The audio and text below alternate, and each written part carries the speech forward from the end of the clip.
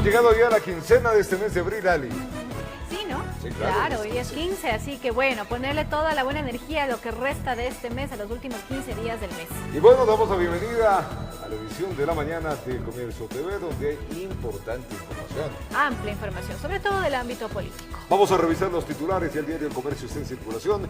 Los títulos en su edición impresa del diario El Comercio indican el equipo de Lazo alista una docena de reformas. Respiradores hechos ya en el país.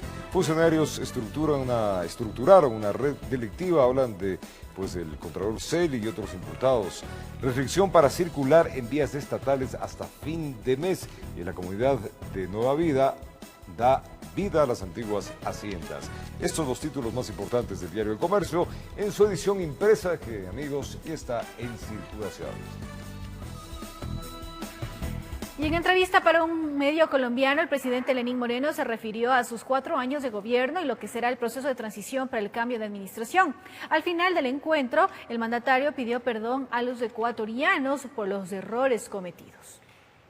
Lo resaltado por el primer mandatario durante su gestión es el enrumbar al país en la institucionalidad, libertad de expresión y derechos humanos. De no ser así, señaló, la nación tenía destinado otro futuro. La transición de una etapa que caminaba a convertirse en otro estado autocrático, en otro estado a lo mejor narcodelincuencial, como lo es Venezuela, lastimosamente. Aseguró además no sentirse como un traidor, frase que le han venido repitiendo sus adversarios políticos desde que se separó de la corriente correísta. Cuando uno verifica en la práctica que le han estado mintiendo con respecto a la economía, a los crímenes de corrupción que se han cometido, ese momento, ¿cómo podemos llamar a una persona traidora? Sobre si deja la mesa servida para el gobierno entrante, su respuesta fue que no.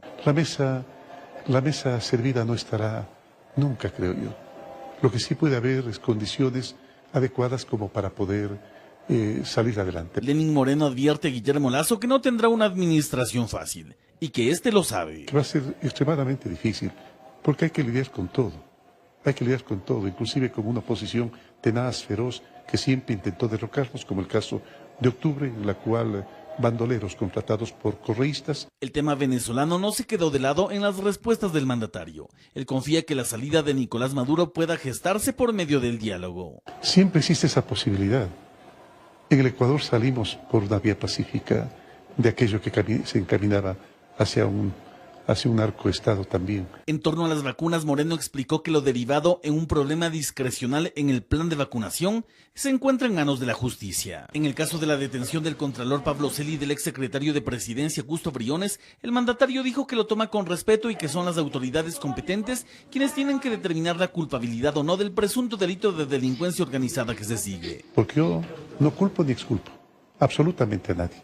Que las funciones de control, en este caso Fiscalía, y en este caso también la justicia, haga lo propio. Frente a los niveles de aprobación ciudadana que actualmente apuntan a que el mandatario tiene entre el 4 y 7% de aceptación, Moreno no lo cree así. Todas las encuestas que lo dicen así son encuestas de la oposición. Al final de la tertulia, el presidente se sinceró en pedir perdón a los ecuatorianos. Por los errores cometidos. Los errores cometidos. Los seres humanos somos ese ensamble dialéctico de aciertos y errores. Siempre hay para pedir perdón. Saliendo de la presidencia de la República, el mandatario Lenín Moreno dijo que retomará las conferencias que dictaba hasta antes de llegar a Carondelet. Yo espero volver a las conferencias y volver a aquello que ha sido bastante mi pasión de los últimos años, que es estudios de las conclusiones de la mecánica cuántica para poder empatarlos con los valores humanos. Pero antes de llegar a ese punto, desde el lunes de la próxima semana iniciará con el proceso de transición. Informó Javier Rosero. Consejeros del CNE conocieron los resultados de las elecciones del domingo en la mayoría de las provincias, menos en 2, la Amazonía y las circunscripciones del exterior, donde hay actas con novedades.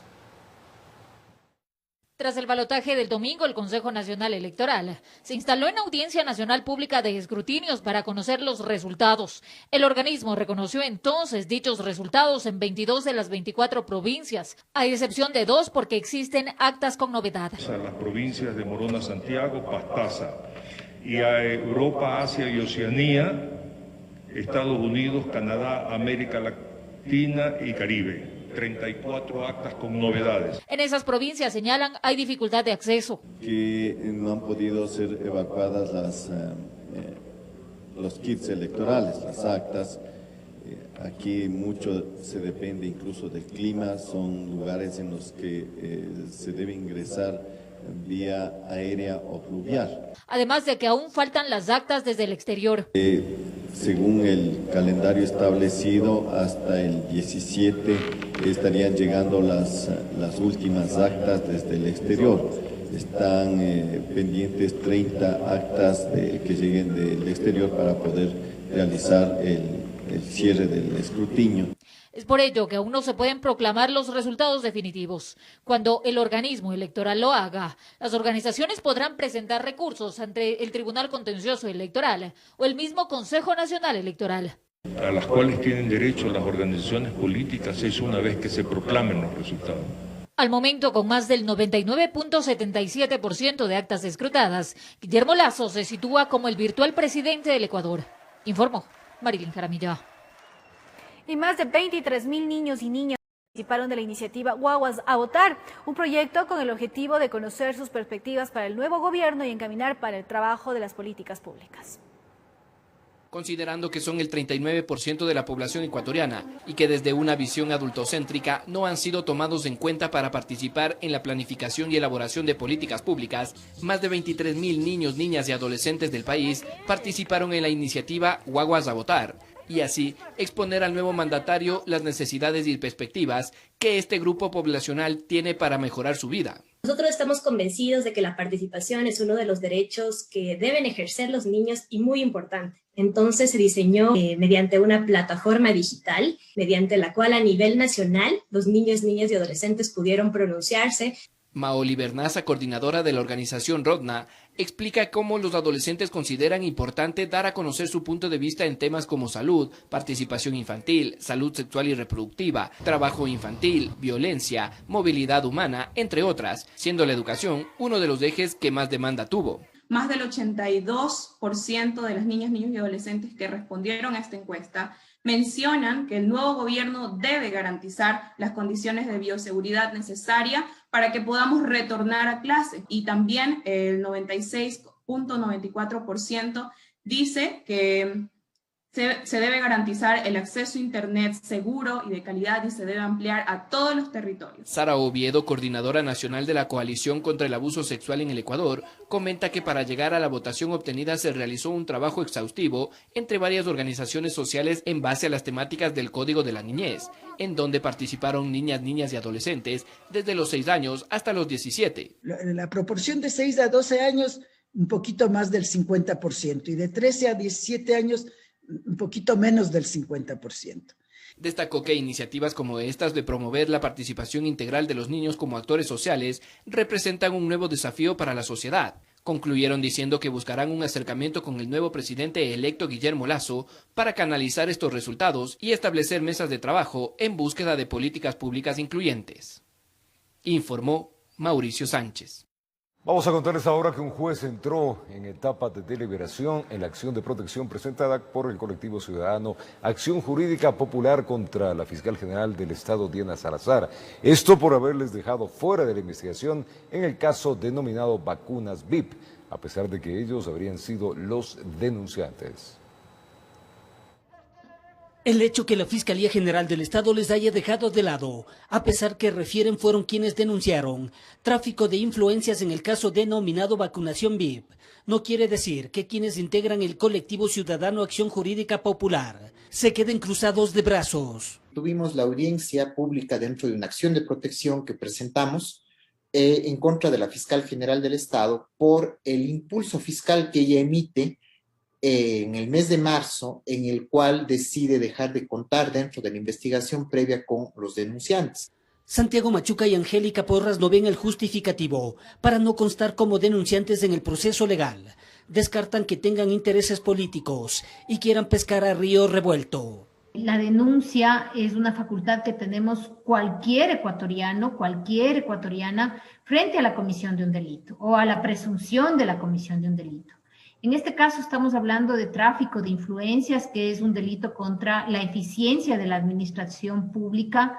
Personas que no debían estar vacunadas han sido vacunadas. Cuando tenemos adultos mayores tratados como la última rueda del coche. De ser aceptado el recurso legal que fue analizado en el Complejo Judicial Sur de Quito, inmediatamente serían parte de la investigación. Primero, lo que tendríamos que ser considerados en las notificaciones que se hagan, que se nos indique en qué estado está la investigación, en poder acceder y que se nos entregue copias del expediente, pero también poder seguir siendo parte de las diligencias que está realizando la Fiscal General del Estado. Y de ser negada la acción de protección, seguirán dando batalla. Nosotros daríamos la apelación respectiva, porque este es un tema muy serio, porque eso significaría sentar un precedente muy grave de que las personas que denuncian no pueden participar en la etapa de investigación. Se les comunicó que en 2 días existirá el pronunciamiento del juez competente, informó Héctor Romero. Analistas en seguridad y el Defensor del Pueblo consideran que lo que ocurrió en octubre del 2019 deberá servir de base para la discusión y tratamiento del uso progresivo de la fuerza por parte de los agentes del orden. El uso progresivo racional de la fuerza que aplican los agentes del orden pretende ser regulado a través de un proyecto de ley que fue entregado por el Ministerio de Gobierno y la Policía al presidente de la Asamblea Nacional. La propuesta normativa incluye a la Policía Nacional, Cuerpo de Vigilancia y Seguridad Penitenciaria, Vigilancia Aduanera, agentes de tránsito y municipales, Cuerpo de Bomberos y Fuerzas Armadas. Esta última solamente cuando se decrete estado de excepción. El proyecto de ley faculta a la policía a usar progresivamente la fuerza para neutralizar, reducir o mitigar niveles de amenaza, riesgo, resistencia, agresión o ataque. La proporcionalidad de la misma dependerá de la intensidad, el peligro, la forma de proceder de los intervenidos, entre otros. Analistas de seguridad y el Defensor del Pueblo respaldan la existencia de este tipo de normativa. Era una necesidad que inclusive ya el informe de la Comisión de la Verdad también lo recomienda, que el Estado ecuatoriano le dé el tratamiento de reserva de ley al uso de la fuerza de parte de la fuerza pública. Como dije, es necesaria, pero la ley que he podido leer o el proyecto de ley necesita ser mejorado. Indudablemente esto se consigue con la discusión que se produzca en la Asamblea. Lo que ocurrió en octubre de 2019 podría servir como antecedente para armar esta ley. Por ejemplo, secuestros. Vimos secuestros a policías, a militares, y eso tiene que estar en la... Si se coloca otras acciones violentas, ¿por qué no se coloca eso? Tiene que regularse cuál es el efecto de las armas no letales, porque recordará que las autoridades nacionales decían, pero es que no disparamos una sola arma de fuego. Y la Comisión de la Verdad no es que se recoge los testimonios de que utilizaron armas de fuego, sino que recoge los testimonios de que a consecuencia de armas no letales se produjo la muerte de los manifestantes. Se espera que en los próximos días la propuesta normativa sea entregada a la Asamblea Nacional para su tratamiento. Informó Valeria Navarro. Al retornar vamos a contarles que el COE Nacional anuncia nuevas medidas para frenar contagios por el COVID-19. Esto y más en instantes, ya venimos.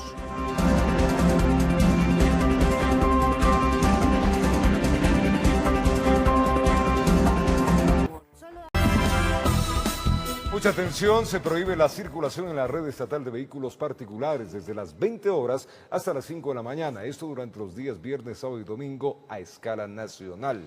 Durante los fines de semana de abril, además se suspenden también las clases presenciales en 11 provincias. Estas fueron algunas de las medidas adoptadas por el COE Nacional justo para frenar los contagios por el COVID-19.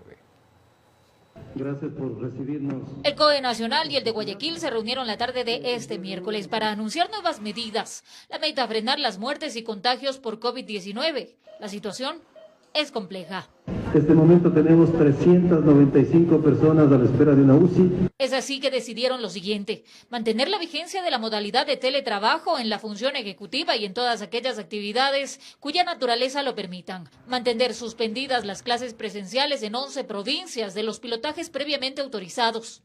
Pichincha, Esmeraldas, Loja, Zamora, Azuay, Guayas, Santa Elena, Los Ríos, Manabí, Santo Domingo y El Oro. Además, disponer al Ministerio de Gobierno mantener la prohibición de eventos masivos y generar los controles respectivos. Pero, ¿qué pasará con la circulación vehicular? Se prohíbe la circulación en la red estatal de vehículos particulares desde las 20 horas hasta las 5 de la mañana durante los días viernes, sábado y domingo a nivel nacional. Dicha medida será para todos los fines de semana del mes de abril y, de ser necesario, se incorporarán las semanas de mayo. También ordenan a los GATS cantonales de las provincias mencionadas anteriormente que restrinjan la movilidad. Desde las 20 horas hasta las 5 de la mañana, desde el viernes 16 de abril durante 15 días.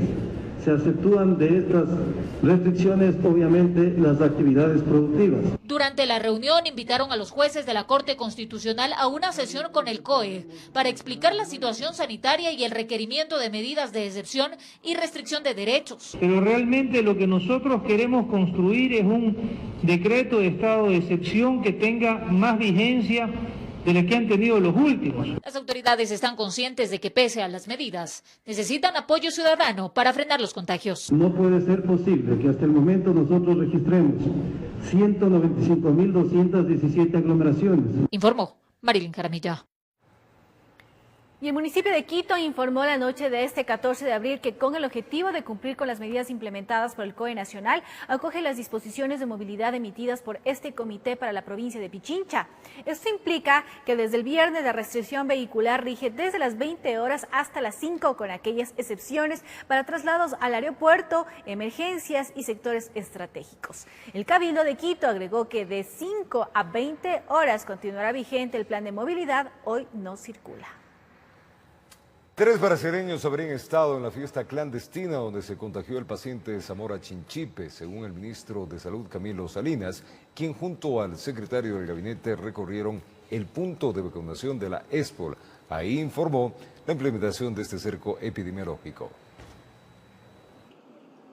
Nadie concebía cómo pudo haber contraído la variante P1 sin haber salido del país, pero sucede que en la fiesta organizada el 18 de marzo en un hotel de Loja, donde estuvo el paciente oriundo de Yanzasa, Zamora Chinchipe, apareció más de un foco. Ciudadanos brasileños que ingresaron a esta boda clandestina que no estuvo autorizada. Tienen un alto porcentaje de transmisibilidad, es decir, lo normal del COVID es de 2 a 3 por caso, acá tenemos 5 a 6. El ministro de Salud también confirmó que ya localizaron a los 90 asistentes para establecer el cerco epidemiológico. Los padres están estables, asintomáticos. ¿Personas más cercanas a este paciente amazónico que todos dieron positivo? ¿Qué saben ustedes? Bueno, lo que tenemos nomás es el caso P1 brasileño, están haciendo todas las investigaciones de los otros casos. El examen lo hace la Universidad de San Francisco, que está colaborando con el tema investigativo acá al Ministerio y al Estado. Todavía no tenemos reporte. Desde el próximo lunes se empezarán a vacunar a 269.000 maestros y personas con enfermedades catastróficas.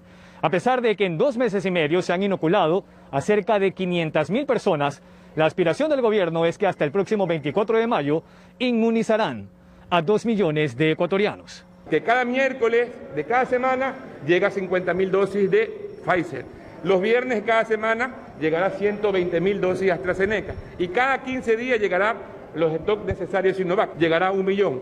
Con eso sumará 4 millones. Junto al secretario del gabinete visitaron uno de los puntos del Plan Nacional Vacunarte en la ESPOL. Dentro del plan de Joaquín Gallegos Lara tenemos identificado a 8.000 adultos mayores que hay que irlos a vacunar en sus viviendas. De hecho, Camilo Salinas anticipó que la presencia de esta, la tercera variante en el país, no debería alarmar a nadie que se haya vacunado con las 2 dosis.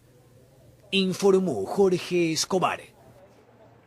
Y ciudadanos de Zamora Chinchipe están preocupados por el registro del primer caso de COVID-19 con la variante de Brasil. En la provincia, los hospitales están ocupados al 100% y no poseen unidades de cuidados intensivos. En Zamora Chinchipe hay preocupación por el primer caso confirmado con la variante P1 de Brasil. El paciente de 50 años trabaja en Yanzasa, provincia de Zamora Chinchipe, en una empresa minera de la zona, quien se encuentra con pronóstico reservado en cuidados intensivos en una casa de salud de Loja. El cerco epidemiológico de los contactos cercanos mantenidos con el paciente, según las autoridades de salud, es de alrededor de 100 personas, mientras continúan las investigaciones para conocer dónde contrajo el virus. Él no estuvo andando suelto en la calle, no sabemos si él salió del país o no salió del país, pero de lo que tengo entendido, él estaría aquí en nuestra provincia, específicamente en Zamora Chinchipe, no habría arribado de un país de fuera, es decir, él estuvo aquí, pero ¿dónde se contagia? ¿Con quién estuvo? De pronto tomó contacto con algún familiar o amigo que pudo haber venido del extranjero y ahí es. Existe preocupación en la ciudadanía por la nueva variante, dado que en esta provincia amazónica las casas de salud públicas y privadas están colapsadas y no cuentan con camas de cuidados intensivos. Dentro de la variante brasileña o de la cepa brasileña, nosotros hablamos que esa es una cepa P1.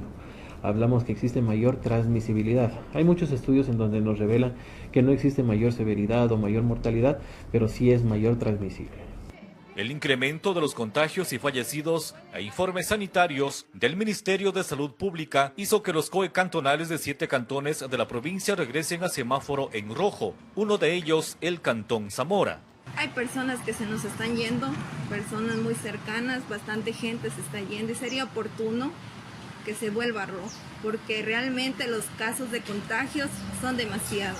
Deberíamos ser muy prudentes en cuidarnos y protegernos. O sea, por más autoridad que exista, de lo que nos den, tomemos lo que tomemos, no nos garantiza de que nunca nos va a contagiar. En Zamora Chinchipe hasta el 14 de abril existen 2.425 casos y en el Cantón Zamora 781 personas contagiadas, informó Jorge Armijos. Y en la quinta la niña y la Santa María, soñé un puñado de hombres surcando los mares.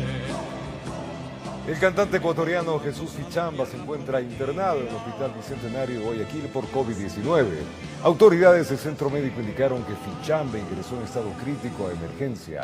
El autor de La Pinta, la Niña y la Santa María, quien representó a Ecuador en el Festival OTI 1985, lleva 2 semanas luchando contra el virus, tiempo en el que se presentó una leve mejoría y recuperación, pero hace aproximadamente 4 días su salud volvió a recaer y actualmente su pronóstico es reservado. Pronta mejoría, Jesús. Es que, amigos, el Hospital IES Quito Sur se encuentra trabajando al 150% de su capacidad. 47 personas esperan una cama para hospitalización y más de 80 personas, una de unidades de cuidado intensivo. Veamos. Hace 8 días, Nancy Quistanchala dejó a su padre de 78 años en el área de emergencia del IES Quito Sur. Le detectaron COVID-19 y requería oxígeno y hospitalización. Con la incertidumbre de si lo volvería a ver, cada día llegaba en busca de información.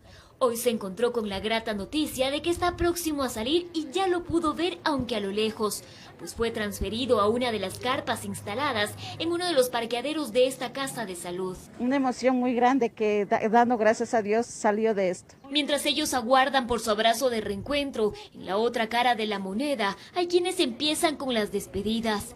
Fanny Gavilanes lleva más de 24 horas esperando información de su familiar adulto mayor que ingresó por el área de emergencia. Con escalofrío, estaba saturando 78, 75. Le tienen en una silla en emergencia. Y es que sí, aquí en el IES Quito Sur no hay camas y la lista de espera cada día crece. El hospital, momentos críticos.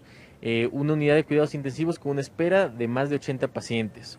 Una hospitalización saturada. Saturada con 47 personas a la fila esperando una cama en piso. Un panorama que pone en jaque al personal de salud, pues temen que de seguir en este ritmo, el hospital podría colapsar, asegura Francisco Mora, coordinador epidemiológico. Y evidentemente al llegar a un colapso sanitario, no poder dar la atención sanitaria necesaria, no poder garantizar la oxigenoterapia, comenzaremos a ver mortalidad ya en un punto que jamás a lo largo de la pandemia y en el acumulado de la misma ha visto un hospital Quito Sur. Aún así, la tasa de mortalidad actual es preocupante. Son 6 pacientes que fallecen día, ¿sí? Esto puede tener susceptibilidad al cambio entre 7 y 5, pero el promedio de pacientes que generamos es 6 pacientes día. Mientras tanto, las emergencias al día se mantienen en alrededor de 200 personas. De ese número, más del 40% necesita ser ingresado con oxígeno. En Quito informó Adriana Rojas. Y preste mucha atención porque esto se está convirtiendo en un verdadero problema, pues frente al aumento de hospitalizaciones por automedicación y el uso indiscriminado de dióxido de cloro para combatir el COVID-19, la comunidad científica hace un llamado a la ciudadanía de las graves consecuencias que esto trae. Son varias las advertencias que la comunidad médica hace sobre el uso del dióxido de cloro, desparasitantes y otros medicamentos que aseguran combatir el COVID-19. La docente investigadora Caterine Simbaña indica los efectos que produce en el cuerpo. Estudios científicos que avalen por el mismo hecho de que estamos hablando de una sustancia química, que si nosotros sabemos que al contacto con el agua, esta libera pues los productos de clorito y de clorato, que son altamente nocivos para la salud, pues es inimaginable que existan estudios en humanos que aprueben el uso de esto.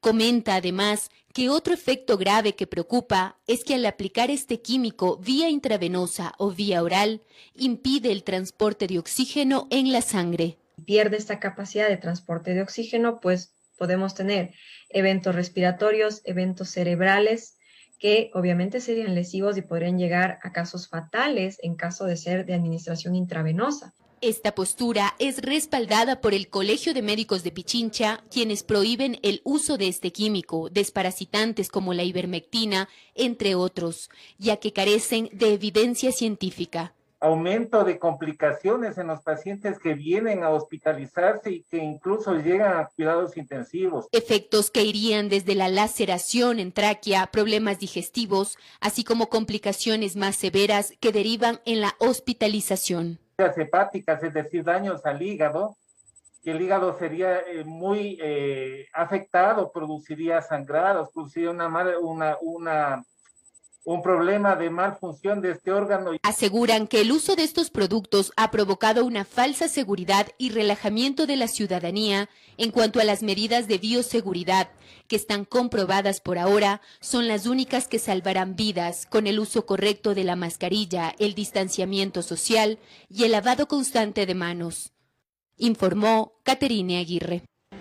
Al retornar vamos a contarles que mediante un documento difundido por la Contraloría General del Estado se informa que Valentina Zarate Montalvo es la nueva Contralor General, subrogante cargo que desempeñará a partir de este día 14 de abril. Esto y más le contamos al retornar. Bienvenidos.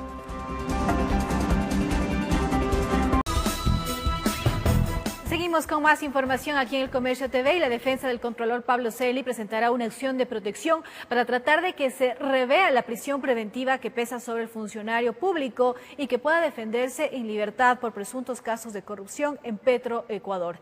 La instrucción fiscal durará 90 días. Pablo Celi, Contralor subrogante, deberá permanecer bajo la sombra en la cárcel 2 del Inca Norte de Quito, por lo menos durante 90 días, mientras dura la instrucción fiscal por el presunto delito de delincuencia organizada, que se habría registrado en la estatal petrolera Petroecuador. Tiene que ver con una trama que involucra a actos de corrupción en la Contraloría General del Estado, en la empresa pública Petroecuador y en la Secretaría General de la Presidencia de la República. De esta forma, Diana Salazar, fiscal general del Estado, logró convencer al juez de la Corte Nacional de Justicia, Felipe Córdoba, para que dicte la orden de prisión preventiva, no solo contra Celi y el exsecretario de la Presidencia, José Augusto Briones, sino para 5 personas más. La metodología o el mecanismo utilizado en esta trama de corrupción, como ya lo hemos visto en el caso del ex Contralor General del Estado, Carlos Polit, consistía en el desvanecimiento de las glosas a través de la subrogación en el organismo. Jorge Luis Ortega, defensa técnica de Celi, analiza las fichas del tablero legal para tratar que se cambie la resolución de pena privativa de la libertad por medidas alternativas. Un recurso de apelación para ante la Corte Nacional de Justicia para que un tribunal de apelaciones o que funja como tribunal de apelaciones dentro de la misma Corte Nacional de Justicia conozca de este recurso, porque consideramos que la Fiscalía General del Estado no demostró ni estableció elementos suficientes que den cuenta de la necesidad de privarle de la libertad al señor Pablo Celi. Asistencia penal internacional de los Estados Unidos, como los testimonios de José de la Torre, pariente de Celi, y del empresario Roberto Barrera, son parte de los elementos de convicción presentados por la Fiscalía. La asistencia penal internacional no menciona al doctor Pablo Celi. Y lo que haya el primo resuelto en la justicia internacional o a través de su defensa para someterse a beneficios en la justicia de los Estados Unidos, en nada podría afectar o debería afectar en el proceso en el Ecuador.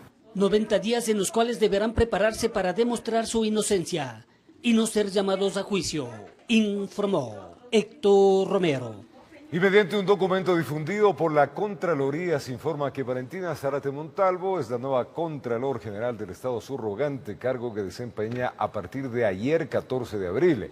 Zárate reemplaza a Pablo Celi, quien guarda prisión preventiva por presuntos actos de corrupción en el denominado caso Las Torres. Y en medio de críticas, Pablo Celi fue ratificado como Contralor subrogante tras la salida de Carlos Polit. A la fecha, Celi cumple prisión preventiva por presunta delincuencia organizada en el caso Las Torres. Pablo Celi es procesado por una trama de corrupción dentro del caso Las Torres. A decir de Juan Cubi, esta situación pone en duda la idoneidad de las instituciones públicas, ya que quien debe combatir la corrupción ha sido acusado de ser su portaestandarte. Me parece que es una grave amenaza a la propia institucionalidad del Estado. Los casos de corrupción en Contraloría tienen varios antecedentes, ya que quien hoy se encuentra apresado fue designado por un contralor prófugo declarado culpable por el delito de concusión. No olvidemos que en la Asamblea de Montecristi se ratificó al señor Poli, y durante esos años también el subcontralor o el actual contralor subrogante fue parte de esa administración. Carlos Poli ocupó esta cartera de Estado 10 años, durante los cuales recibió más de $10 millones en coimas por parte de la empresa brasileña Odebrecht. Tras su salida, Pablo Celi asumió el cargo, aunque la legalidad de este acto administrativo fue ampliamente cuestionada. Este contralor Celi se quedó a pesar de que existía ese documento que lo removía del cargo firmado por el contralor que en ese momento ejercía plenas funciones y era el señor Carlos Poli. La orden de prisión preventiva que recae sobre Celi, a decir del constitucionalista Paul Pérez, traerá consigo el abandono de su puesto y su posterior destitución. No va a poder ir los 3 días que establece la ley y no va a poder presentarse. Este es el mismo caso que le ocurrió a Jorge Glass. No va a poder cumplir sus funciones. Posteriormente, el Consejo de Participación Ciudadana y Control Social deberá analizar si convoca un nuevo concurso para ocupar esta función pública. En Quito informó Álvaro Terán. Continúa la audiencia preparatoria del juicio contra Daniel Salcedo y 15 procesados más por la presunta delincuencia organizada. La Fiscalía concluyó con su dictamen acusatorio y presentó sus pruebas. Este miércoles se reinstaló la diligencia en el auditorio de la Corte de Justicia del Guayas. La Fiscalía investiga la adjudicación irregular de contratos por convenios de pago con sobreprecios en los hospitales del IES de Los Ceibos y del Teodoro Maldonado Carbo. 16 dictámenes acusatorios, los mismos que se han puesto a disposición del señor juez, ha presentado la prueba. Existe la petición de ratificación de medidas y en ese sentido pues la Fiscalía ha culminado con la presentación de su parte. El fiscal Eduardo Díaz aseguró que se han presentado contundentes elementos de convicción para que el juez considere llamar a juicio a los procesados. El otorgamiento de convenios de pagos, que es una figura excepcional de la cual se abusó por parte de funcionarios del IES y también de personas ajenas a la institución, ese abuso provocó que se transfiera dinero a quienes no debían y en ese sentido pues se pudo beneficiar a personas ajenas a la institución en detrimento del Seguro Social. Son 16 investigados por presunta delincuencia organizada que involucra a los hermanos Noé y Daniel Salcedo, Gabriela Pazmiño y los hermanos Jacobo, Michel y Dalo Bucarampuley. No existe ningún elemento de cargo que defina que mi defendido haya formado parte de esta estructura que no tiene relación directa ni indirecta con las compañías que fueron beneficiarias de los convenios de pago. Que el juez, si actúa en derecho, al final de nuestra intervención tendrá que sobreseer a mi cliente y sacarla de la etapa del juicio. No tiene absolutamente, Susana Meraldón no tiene absolutamente nada que ver en esta investigación nunca debió estar involucrada y mucho menos debería llegar a la etapa del juicio. En el delito de delincuencia organizada, pues tendría que indicarme el punto de reunión de todos los miembros de la organización, el momento en que deciden cometer peculado. No tienen exactamente un insumo procesal probatorio que demuestre que yo me organicé para cometer ese delito de peculado. La audiencia preparatoria de juicio se reinstalará este jueves a las 10 horas. Tenemos 16 intervenciones por venir y luego la réplica y la contrarréplica. Es decir, tenemos bastante tela por cortar todavía. Informó Roselena Vázquez.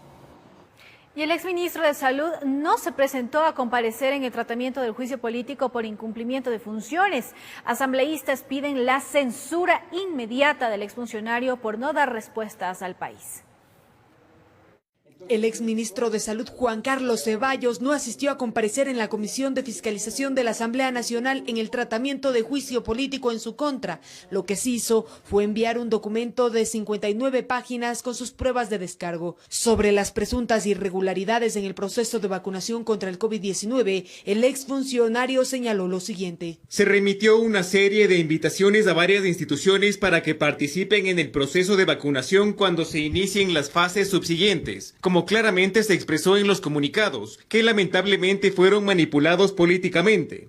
Respecto a la vacunación establecida, el presidente de la República, su círculo cercano, ministros de Estado con más de 60 años y personajes públicos de la tercera edad, la Fiscalía General del Estado ha iniciado un proceso de investigación que se encuentra en la fase indagatoria, lo que limita mi expresión al respecto. El documento detalla aspectos técnicos y estadísticos sobre carnés de discapacidad, ley humanitaria, equipos médicos, bolsas de cadáveres, inoculaciones generales y sobre la existencia de un plan de vacunación contra el coronavirus, algo que es cuestionado por los asambleístas que han interpelado a Ceballos. ¿Por qué no presentó este plan de vacunación? Y si lo sabía, ¿por qué el presidente dijo que no había un plan? ¿Y por qué el exministro de Salud, Farfán, no utilizó este plan? Los legisladores se quedaron con algunas preguntas que querían realizarle al exministro. ¿En cuántas ocasiones presentó informes de avance? Es decir, ¿el presidente le solicitó informes de avance, señor Ceballos? ¿El presidente estuvo detrás de ver cómo se implementaba el plan de vacunación? ¿Qué disposiciones le dio el presidente de la República respecto del plan de vacunación? Ante la falta de respuestas claras, los asambleístas proponentes del juicio solicitan lo siguiente: que sea censurado lo antes posible, presidente y legisladores, porque no se presenta a darle respuestas al país, porque sus respuestas son evasivas, porque sus respuestas son generales. Juan Carlos Ceballos se encuentra actualmente fuera del Ecuador. Sin embargo, el juicio político en su contra continuará, informó Valeria Navarro.